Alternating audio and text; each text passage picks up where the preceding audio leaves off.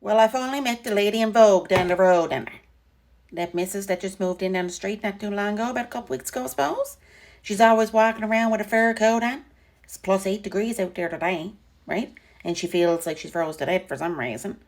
Anyways, I met her down to the post office there today because when I went to check the mail, she starts strutting on out of her house and walking on over. I think it's only because she seen me there. She wants to find out news. Turns out she doesn't really want to find out news. She just wants to talk about herself. So needless to say, I don't like her.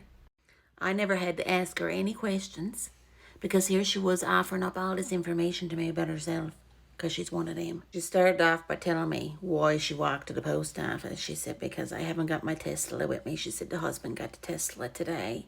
So she said, I had to walk on over here. I said, she just lives across the road. She goes, yeah, she said, but I didn't want to get my fur coat dirty.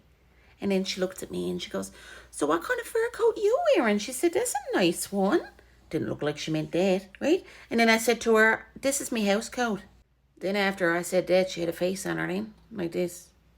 And she was looking me up and down. Like that, right? I was thinking, like, who she thinks she is?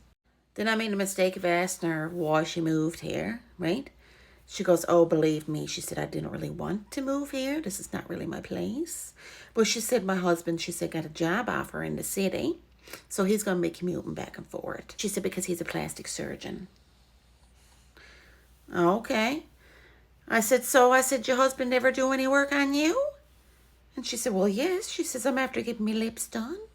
She said, I'm after getting tissues and skin and everything taken out of me cheeks and put me ears.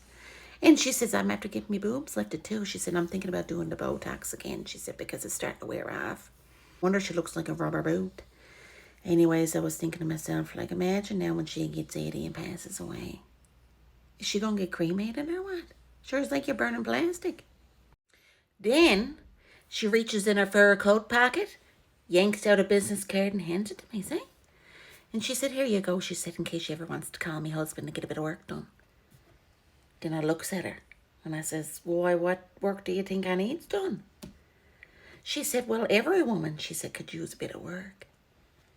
And I said to her, well, listen here, my love.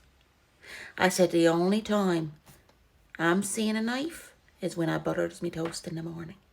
That's it. And I said, if you want to switch around body parts and take your arse and put it in your face, go right ahead, my love. She said, oh, she says, and I nearly forgot. She said, where do you get your hair done around here? She said, because I'd like to be able to find a good spot to get my hair done. And then she says, or do you just use box dye? I said, no, I goes to a salon to get my hair done. So you know what I did? I give her the name of the salon that only has one star.